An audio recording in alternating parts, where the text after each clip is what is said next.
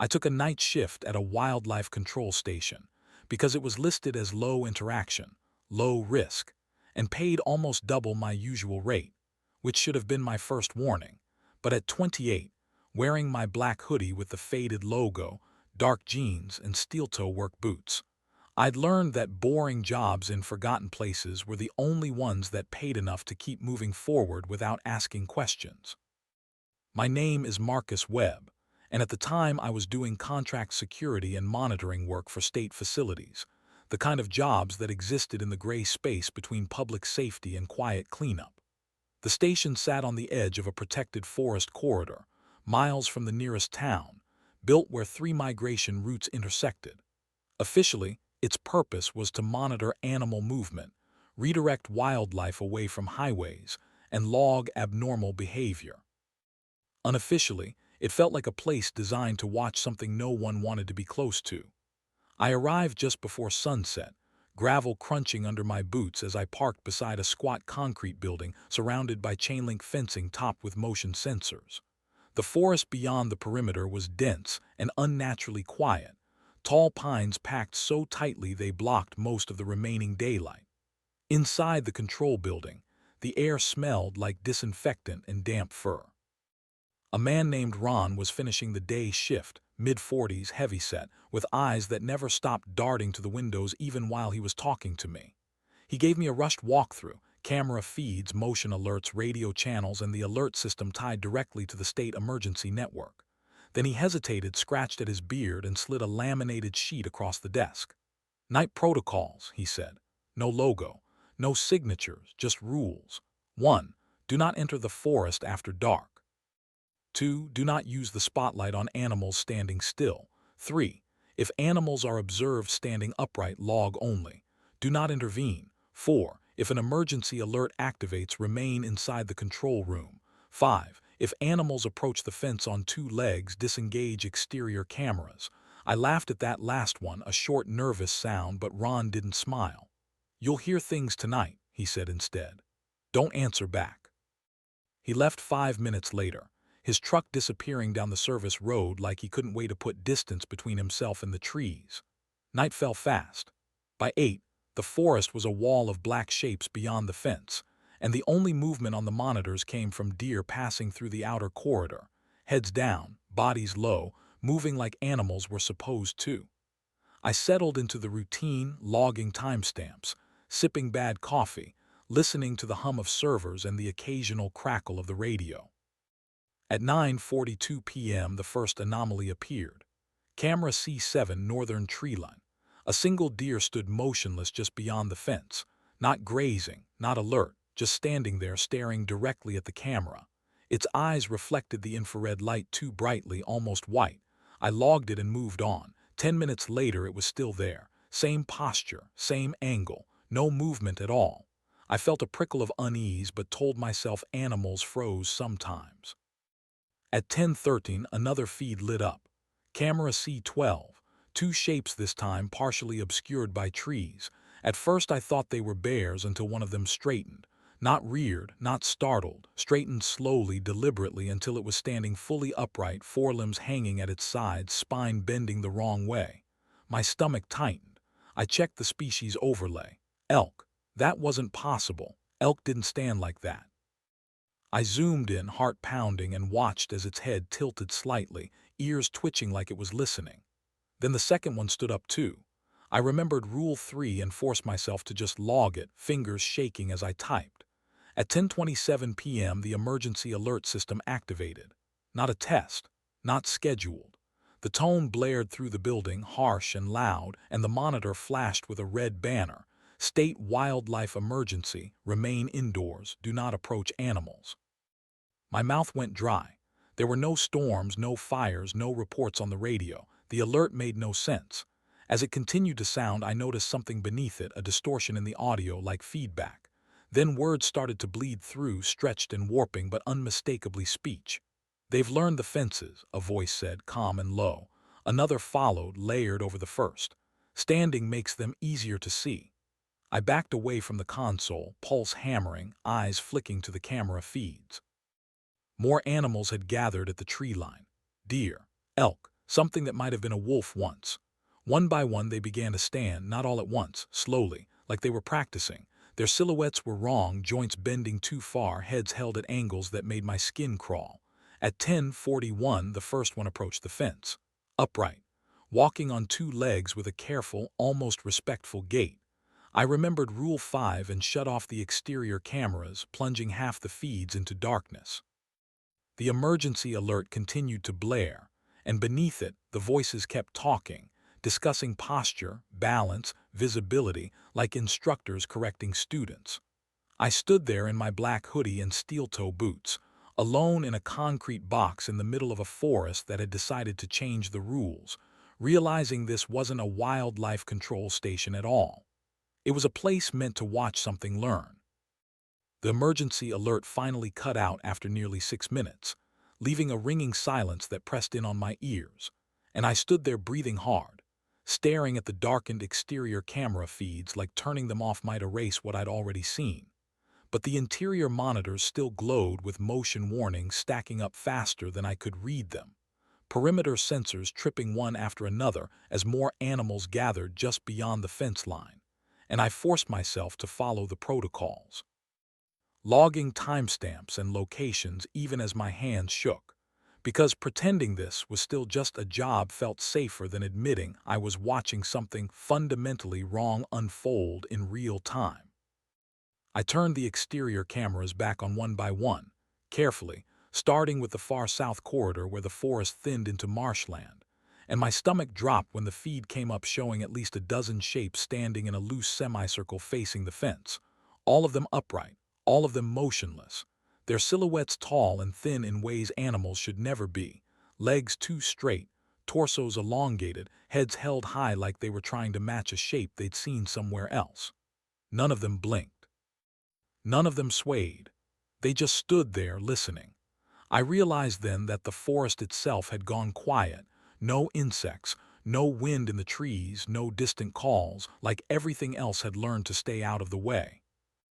At 11:02 p.m. the radio crackled to life on its own, a channel I hadn't touched opening with a burst of static that made me flinch, and then a voice came through, distorted but unmistakably human, speaking in a calm, procedural tone that reminded me of training videos and safety briefings. "Night operator, acknowledge observation escalation," it said. I grabbed the radio, thumb hovering over the transmit button, then froze as Rule 4 replayed in my head. Don't answer back. I set the radio down slowly, heart pounding, and the voice continued anyway, as if my silence had been noted and accepted. "Subjects are adapting to vertical orientation," it said. "Exposure time increasing."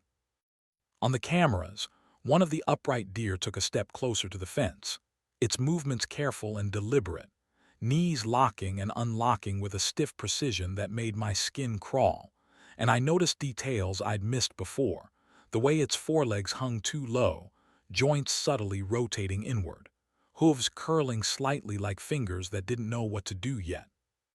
Another animal shifted beside it, something heavier, broader, maybe a bear, but its head was wrong, elongated, muzzle pulled down into something almost flat, eyes set too far forward, staring straight at the camera lens with an intensity that felt personal. The pressure behind my eyes returned, stronger now, a dull ache that made it hard to focus, and for a terrifying moment I understood the impulse Ron must have fought night after night. The urge to go outside, to see it directly, to confirm with your own eyes that you weren't losing your mind.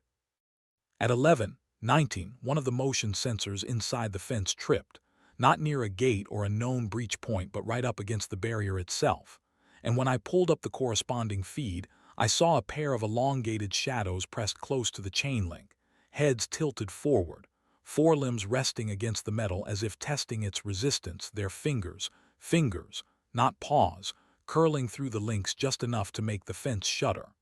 The radio crackled again. "They prefer vertical interaction," the voice said. "Horizontal movement limits learning." My mouth went dry. This wasn't a wildlife control station documenting anomalies. This was a classroom. I remembered Ron's eyes, the way he'd kept glancing at the windows even while standing inside reinforced concrete, and I finally understood why. At 11:31, the emergency alert activated again, this time shorter, sharper, a localized warning that flashed only on my console. Internal containment protocol, remain AT station. Beneath the alert, smaller text scrolled by too fast to read fully, but I caught fragments. Upright mimicry, behavioral threshold, do not engage.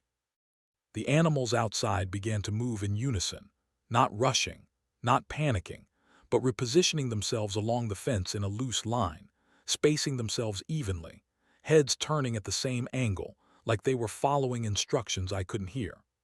One of them raised an arm and placed its hand flat against the fence, palm outward, fingers splayed, and for a split second the camera caught its face clearly enough that I had to clamp a hand over my mouth to keep from making a sound.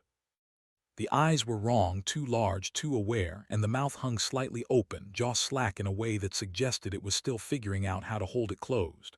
Then it smiled, not baring teeth, just lifting the corners of its mouth like it had seen someone do that before and wanted to try. The pressure in my head spiked, a sharp pulse that made my vision blur, and I stumbled back from the console, bumping into the desk behind me. The radio voice softened. "Operator distress noted," it said. "Reduce visual engagement." I shut down half the monitors, then the rest, plunging the control room into a dim glow of status lights and internal feeds. But even without the cameras, I could hear movement now, slow, deliberate footsteps circling the building outside, leaves crunching under careful weight, something brushing against the concrete walls as if mapping the shape of the structure. At midnight, a knock sounded on the exterior door. Not a slam, not an animal impact. A knock. 3 measured taps, evenly spaced, knuckles or something like them striking metal with practiced restraint. I backed away, heart hammering, every instinct screaming at me to stay silent, and through the thick door I heard a voice, muffled but clear enough to make my blood run cold. "Marcus," it said, pronouncing my name carefully like it had just learned it. "Night shift ends soon." I hadn't told anyone my name. I stood there in the humming control room, surrounded by dark screens and silent alarms, realizing the animals weren't just standing upright anymore.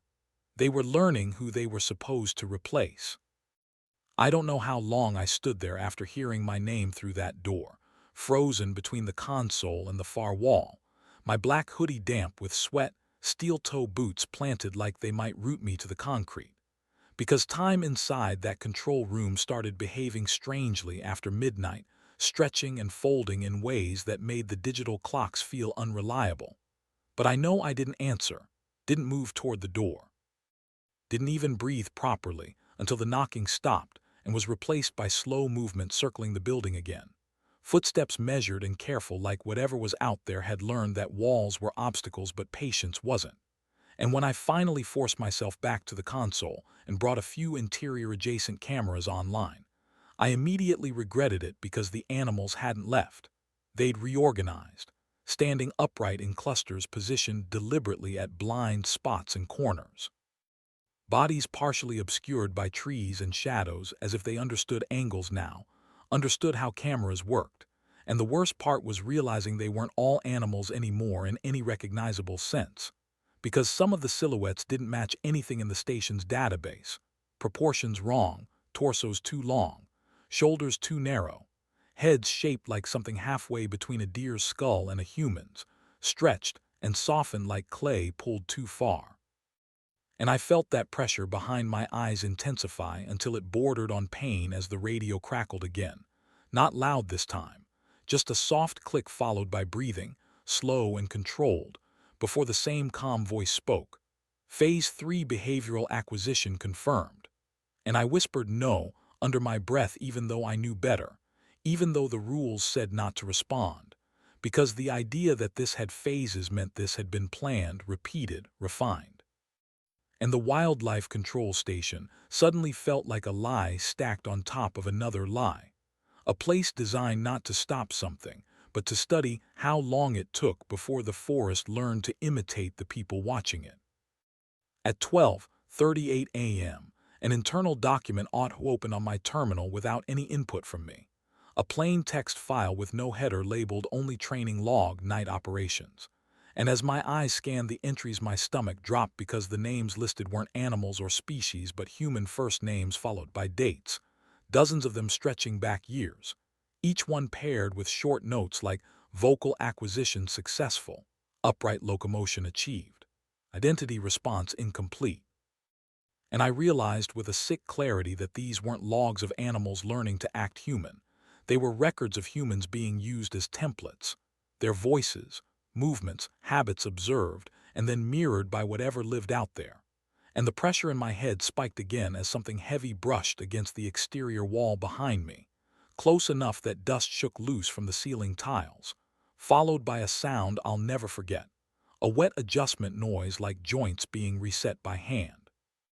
I turned slowly, every muscle screaming not to, and stared at the reinforced observation window built into the side of the control room, the one meant for daylight inspections, just in time to see a shape lean into view from the darkness beyond the glass, tall and upright, its outline unmistakably human at first glance until details began to register. The way its neck was too long, head tilting with an exaggerated curiosity. The way its shoulders hunched forward like it hadn't fully decided how to hold them yet, and when it raised an arm and pressed its hand to the glass, I saw that the fingers were wrong, too many joints, nails dark and blunt like hooves forced into the wrong job, and it smiled again, wider this time, stretching skin that wasn't meant to stretch that way, and spoke through the thick reinforced pain in a voice that was mine but flattened, distorted, practiced, saying, "You stand like this," while adjusting its posture slightly as if correcting itself based on memory rather than instinct, and I stumbled backward, slamming into the console hard enough to knock the wind out of me as alarms began to flicker silently across the screens without sound, red indicators blooming and dying like something was suppressing them deliberately. And the radio voice returned, closer now, layered with a second tone that mimicked my cadence just a second too late. "Observation complete, Marcus," it said. "Please prepare for transition." And that's when the emergency alert system activated again, not statewide this time, not even regional, but internal only, every screen flashing the same message over and over. "Subject replacement imminent. Do not exit."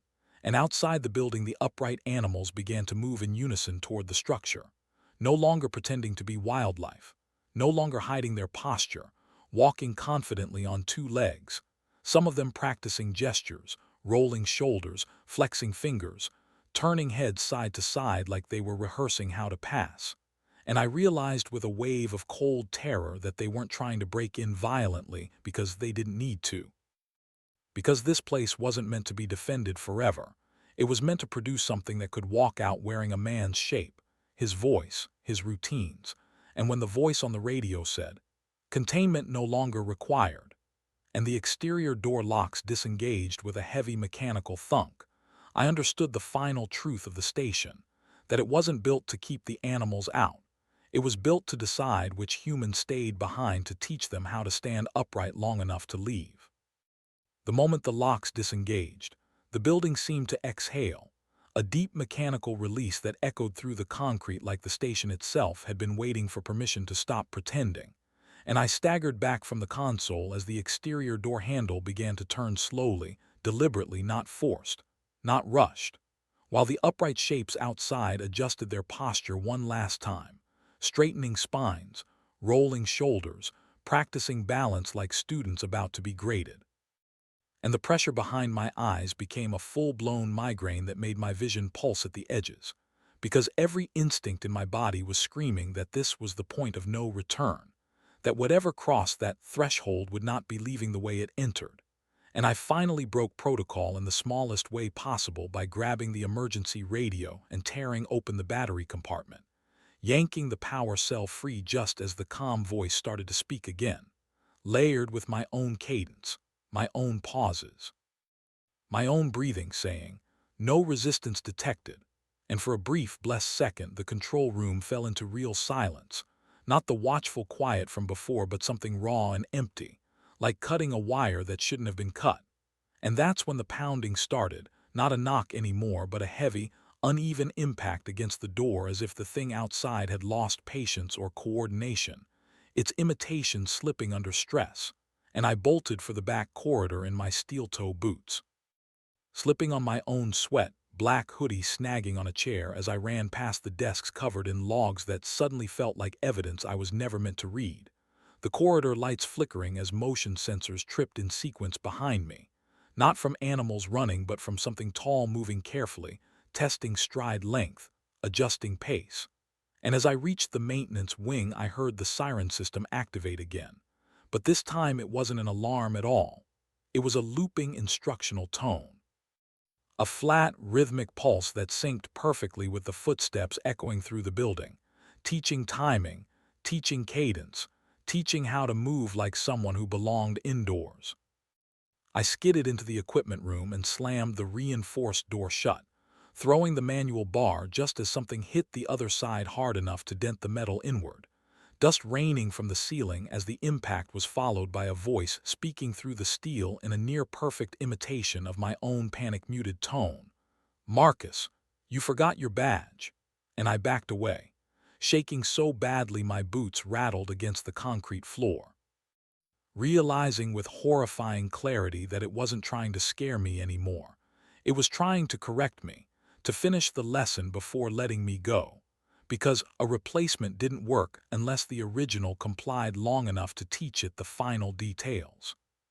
The pounding stopped abruptly, replaced by scraping sounds along the doorframe as fingers. Too many joints, too flexible, tested seams and edges, and over the intercom, which I hadn't even realized was still live. Another voice cut in, deeper, colder, unmistakably human but stripped of any warmth, announcing, "Containment breach acknowledged," followed by a second line that made my stomach drop, "Asset conversion authorized." And I understood then that this wasn't just a wildlife station. It was a sanctioned site, a government-controlled funnel where something that came from the forest was being shaped into something that could walk out onto roads and into towns without causing panic, where missing night guards and technicians were quietly replaced by reports, accidents, and closed files. And the door buckled inward again as the thing on the other side lost another layer of control, its movements becoming jerky, impatient, like it was running out of time to learn before it had to be me. I spotted the emergency hatch in the far corner of the room, the one meant for fire evacuation into the drainage culvert, and sprinted for it as the metal door behind me tore open with a shriek of bending steel, something tall and wrong forcing its way inside, its silhouette blocking the corridor light, limbs too long, head tilted at an angle that suggested curiosity rather than rage.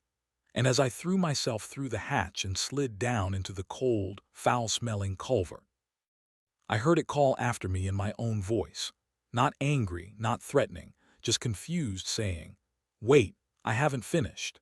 And the sirens above cut out mid-tone, plunging the station into an unnatural quiet that followed me into the darkness as I ran, boots splashing through shallow water that reflected flickering emergency lights from above, my heart pounding so hard I thought it would burst, knowing with every step that whatever they were teaching those things to become, it was meant to leave someone behind to make the transition smooth, and that tonight the station had chosen me. 6 months after I crawled out of that culvert and ran until my lungs burned and my boots filled with mud, the wildlife control station officially ceased to exist, its closure buried in a dry state report citing structural instability and prolonged staffing shortages. And if you search for it now, all you'll find is an empty clearing where the fence once stood, the forest already reclaiming the service road like it never wanted witnesses in the first place. And I know that because I drove past it once from a distance, hands shaking on the steering wheel, unable to bring myself any closer than that. I didn't go back to security work after that night. I couldn't stand the idea of being alone in monitored spaces, of cameras watching watchers. So I took a maintenance job inland, daylight hours only, routine inspections, nothing with radios or alarms. But the quiet didn't help the way I hoped it would, because silence has a texture once you've heard something learn how to speak. About 2 weeks after I escaped, I saw the first article, a short local piece about a fatal incident at a decommissioned wildlife facility, naming two men, Eric Holloway and Martin Klein, maintenance contractors found dead inside the structure after an animal-related breach. Though no animals were recovered and the details were sealed pending investigation. And what made my stomach drop wasn't just the names, it was the phrasing. The way the article mentioned that both men were found standing upright near the main control room, as if that detail mattered more than how they died. A month later, another name surfaced in a different report tied to a different site. Daniel Rourke, a night operator at a flood monitoring station 3 counties over, reported missing during an overnight shift, his replacement clocking in the next morning without incident. And that's when I understood the pattern hadn't ended with my station. It had just moved, adapting like everything else out there. I still get emergency alerts on my phone sometimes. Tests, they say, drills meant to reassure the public. But every now and then there's a half-second delay before the text appears, a distortion in the tone, and I swear I can hear something underneath it, a cadence that feels instructional rather than urgent, like a lesson continuing whether we're paying attention or not. I tried reporting what I knew once, sitting across from a federal investigator who smiled too easily and asked too many questions about my mental health, my sleep patterns, my employment history. And when I mentioned the animals standing upright, the logs, the voices using my name, his pen paused just long enough for me to notice before he nodded and said, "Stress can manifest in very specific ways."